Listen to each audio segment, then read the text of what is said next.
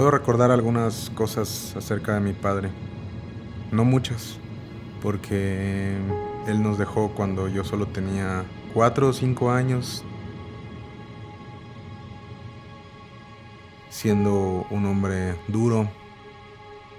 Recuerdo que él algunas noches llegaba borracho a casa, o algunas noches gritaba con mi mamá o peleaba con mi mamá. Recuerdo también que alguna vez la empujó. Yo era un niño, desde muy pequeño, 5 años, empezaba a jugar.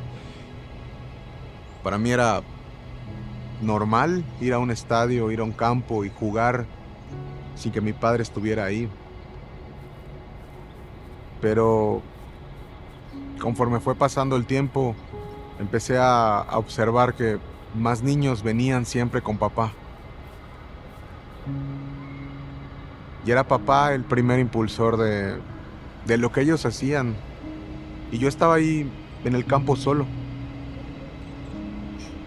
Ahora que lo pienso, creo que eso es lo que aprendí a hacer en la vida, estar en un campo solo y defenderme por mis propias fuerzas. Sabía que no podía esperar nada de nadie, porque en cualquier momento podría llegar a decepcionarme. Me volví un controlador. Controlaba a mi mamá, controlaba a mis abuelos. Dejé de amar a la gente y empecé a usar a las personas. Cuando lo conocí, pues realmente él como que quiso mostrar algo que no era, pero pues era una persona muy tranquila y después más adelante me fui dando cuenta de quién verdaderamente era. Desde novios tuvimos muchos problemas sobre celos, sobre mentiras. Yo era un hombre desmedidamente mentiroso. Podía mentir acerca de cualquier cosa, simplemente porque así yo era. No me gustaba tal vez ser real con la gente. Estuvimos varias veces a punto de terminar, y como buen hombre manipulador que era, le rogué que estuviera conmigo y ella accedía siempre a quedarse. Estábamos recién casados, teníamos menos de un año en Campeche. Estábamos esperando que Sofía naciera y eventualmente me invitan a trabajar a Querétaro. Tenía un nuevo trabajo, estaba en una nueva ciudad, alrededor de gente nueva, con una familia nueva, una forma de empezar de nuevo, y mi esperanza se centró en eso. Sin embargo, no pasó más de año y medio y mi vida lucía completamente igual que antes de llegar a Querétaro. El Carlos mentiroso, el Carlos que se mandaba mensajitos con otras mujeres, el Carlos que salía a tomar con sus amigos, había venido junto con el Carlos de Campeche a vivir a Querétaro. Se airaba fácilmente,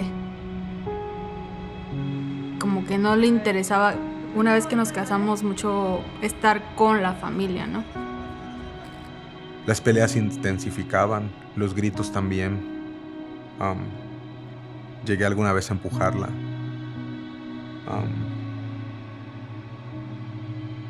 Recuerdo bien que casi tiramos la puerta de la recámara, tratamos de que fuera entre nosotros, pero realmente no se pudo y de hecho llegó el punto en el que yo tuve que hablar a la policía para que pues fueran a tranquilizarlo a casa, sabiendo que nosotros estábamos solos en Querétaro. y fue realmente duro para mí darme cuenta que me estaba convirtiendo en ese mismo señor que alguna vez vi empujar a mi madre cuando yo era un niño. O sea, quería abandonar mi casa, quería irme con mi hija a regresar a Campeche. Cada vez en mi mente estaba más latente la idea de que lo mejor para mi hija y para ella era separarse de un hombre como yo, de un tipo que solo las dañaba y las destruía. Que empecé a buscar abogados. Ana empezó a buscar abogados también para ver si el divorcio era lo mejor, lo que más nos convenía.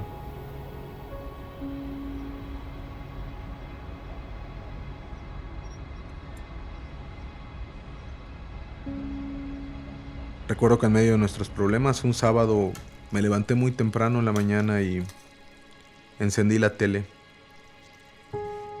Y mientras yo cambiaba la televisión, los canales, pasó frente a mí una película que se llama El caso de Cristo. No sé qué pasó, no sé qué hubo.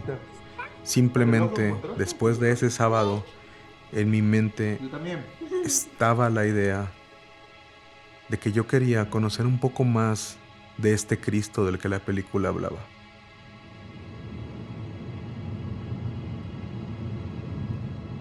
Tengo que aceptar que cuando llego a la iglesia me siento nervioso, como aquella primera vez que llegas a la escuela y no sabes qué va a pasar. Recuerdo que tomamos el elevador y cuando llegamos y bajamos del elevador pasó algo muy lindo que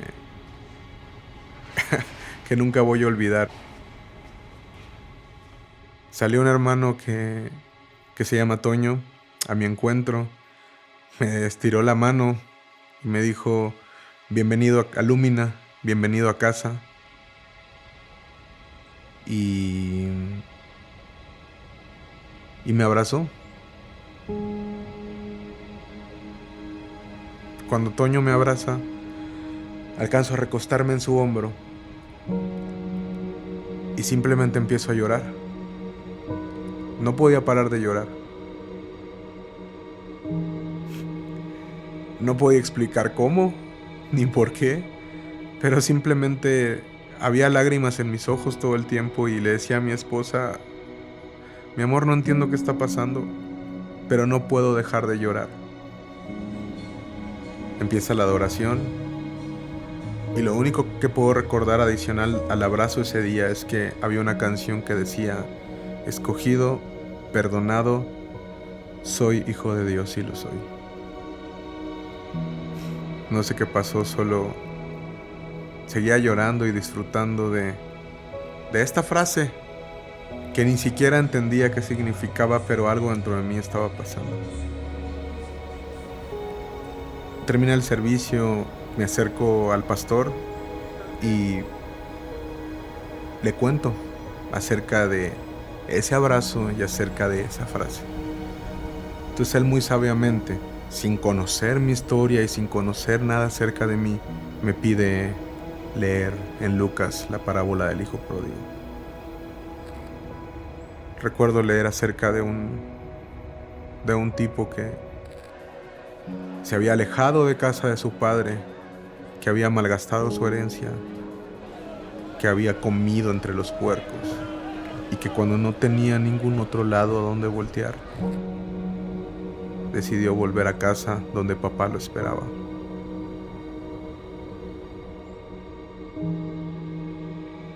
Y así me sentí, como si papá, Dios, me estuviera esperando desde hace mucho tiempo y por fin su hijo, ese que decidió malgastar todo y hacer mal uso de todas las cosas que le había dado, había decidido volver a casa y encontrarse nuevamente con él. Y él estaba ahí, con un abrazo y con una canción, esperándome. Cuando llegamos a este lugar, el Señor nos encontró y de ninguna manera podíamos resistirnos. Creo que los dos caímos rendidos a sus pies.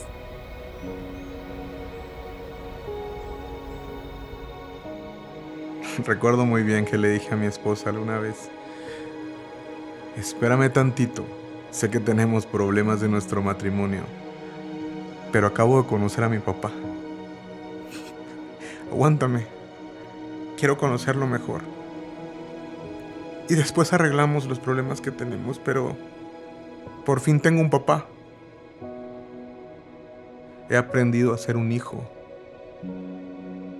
cuando antes no sabía hacerlo. He aprendido a comportarme como un hijo, he aprendido a sentir lo que se siente tener un papá que te ama y que estaría dispuesto a dar lo mejor que tiene por ti. Él dio lo mejor que tenía, dio a su propio hijo por mí.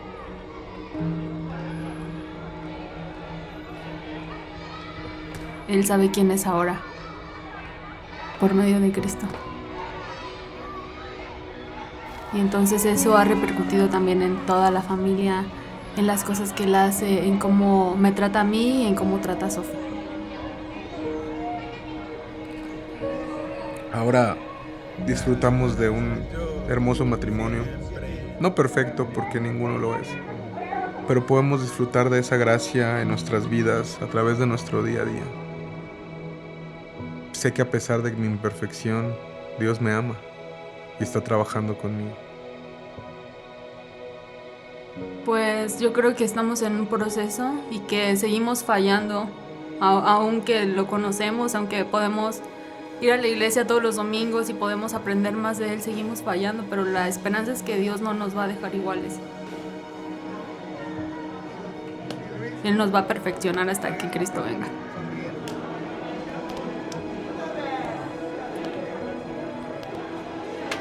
Bendigo,